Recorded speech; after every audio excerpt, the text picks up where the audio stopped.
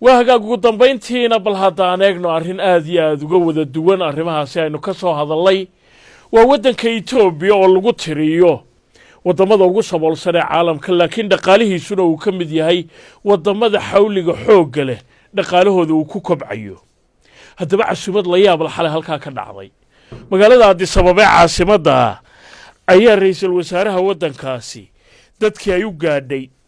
ama maalqabeennada aan si kale u yiraahdee waddankaasi ayuu casuumad u sameeyay casuumadana wuxuu ugu talagalay ra'iisul wasaaruhu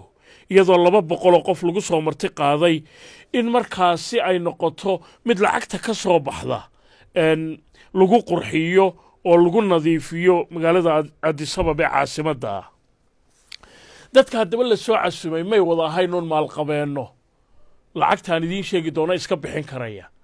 laakiin qaarkood baa urur ka socday ama sharikadaha waaweyn ee ganacsiga qaarna iskood dad maalqabeenna bay u ahaayeen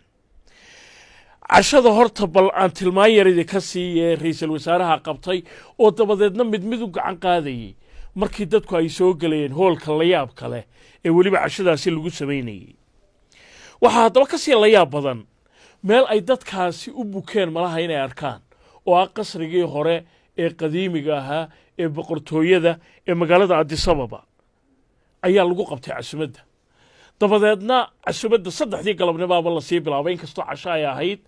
oo qof kasta wax la daawadsiinayay qolalka quruxda badan iyo meesha ay ku cashayn doonaan ee qasrigaasi uu ka kooban yahay ra'iisul wasaaruhu haddaba lacagta uu doonayo intaana tacashada idiin sheegin weeye inuu ururiyo oo Addis Ababa lagu qurxiyo bilicdeeda lagaga shaqeeyaa waxa weeye lacag gaadhaysa 1 bilyan iyo waliba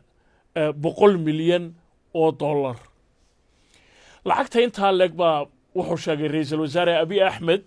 oo isbedelada uu wado qaarkood aad iyo aad loogu amaanay in uu doonayo in lagaga shaqeeyo bilicda iyo waliba nadaafadda meelaha ilayladaha ee biyuhu ay maraan ee magaalada caasimada Addis Ababa dadka faraha badan ee haddaba halka yimi ee casuumadda ra'iisul wasaaruhu u sameeyay ee qasrigii boqortooyada taariikhiga ahayd loogu sameeyay qofkii waxa laga qaadayay waa 174,000 oo dollar ma lacag si badan lacagta Itoobiya marka loo eegana 5 milyan oo bir ayaa qofkii uu ku cashaynay marka meena ahayn dadkii ay u gaadhay waddanka Itoobiya in kasto sida aan sheegay dhaqaalihiisu aad iyo aad u kobcayo haddana dadka waddankaasi malaayiin iyo malaayiin kamida ayaa waxay ku nool yihiin nolol aad iyo aad sabool ah oo busaarada ay dishootay